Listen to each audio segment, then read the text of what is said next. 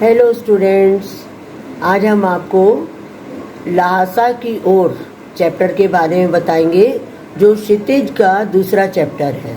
इसके राइटर हैं राहुल सांकृत्यायन। लेकिन बेटा सब्सक्राइब आप लोग करते रहिए ताकि हमारा उत्साह भी बढ़ता रहे। वीडियो को लास्ट तक ज़रूर देखें और सब्सक्राइब करना न भूलें। तो सबसे पहले हम इसमें आपको पाठ की समरी बताते हैं कि यहाँ पर नेपाल से तिब्बत जाने के रास्ते का वर्णन किया गया है और ये यात्रा वृत्तांत कहलाता है।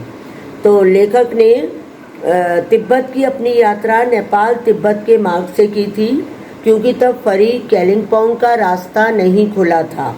इसी रास्ते से हिंदुस्तानी वस्तुएं भी तिब्बत जाती थी। ये व्यापारिक तथा सैनिक रास्ता था।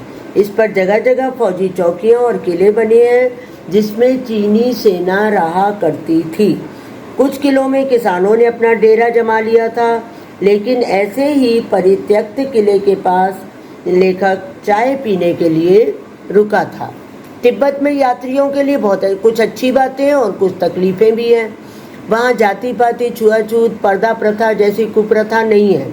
लोग अपने घरों को खुला रखते हैं और वहाँ की बहुएं या उनकी सास यात्रियों को या अपरिचितों को भी चाय बनाकर दे देती हैं।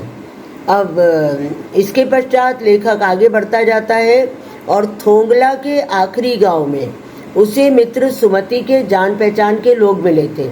सुमति बौद्ध भिक्षु थे जो बोध गया से गंडे लाकर वहाँ पर बांटते थे। लोगों को अभिमंत्रित करके गंडे बांटते थे। इसके पश्चात लेखक जब सुमति के साथ था तब तो उसे ठहरने की अच्छी जगह मिल गई थी। लेकिन 5 साल बाद लेखक जब भद्र यात्री के वेश में घोड़े पर सवार होकर आया तब उसे ठहरने की जगह नहीं मिली और उसे एक निर्जन झोपड़े में रात बितानी पड़ी।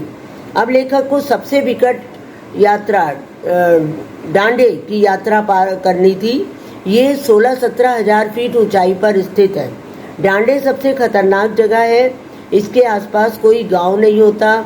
नदियों के मोड़ और पहाड़ों के कोनों के कारण दूर दूर तक आदमी नहीं दिखते हैं। ये डाकुओं के लिए अत्यंत सुरक्षित स्थान है।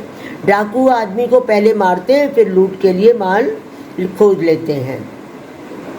तो लेखक और उसके साथी को भिखमंगों के वेश में कुची कुची कहकर अपनी यात्रा करनी पड़ी। और लेखक का घोड़ा भी सुस्त था तो वो अपने साथियों से भी पिछड़ गया था। अतः लेखक को यात्रा में अनेक कठिनाइयों का भी सामना करना पड़ा।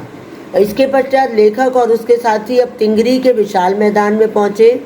इसके चारों ओर पहाड़ थे जिससे ये मैदान टापू जैसा लग रहा था। इसी मैदान में तिंगरी समाधि गिरी है। वहाँ भी सुमति के यजमान थे।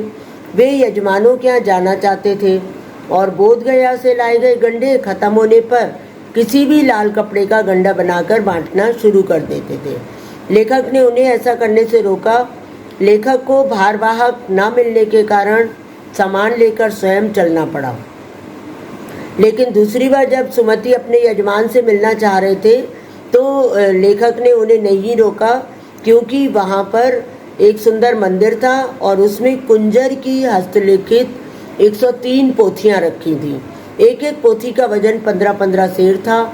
सुमति अनुमति लेकर अपने यजमानों के पास चले गए और लेखक अपना सामान उठाकर भिक्षु नमसे से विदा लेकर चल पड़ा।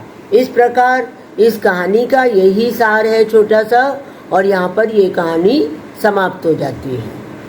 पढ़िएगा ध्यान से, समझ में आएगी। इजी सी स्टोरी है, छोटी सी। और सब्सक्राइब करना मत भूलिएगा बेटा।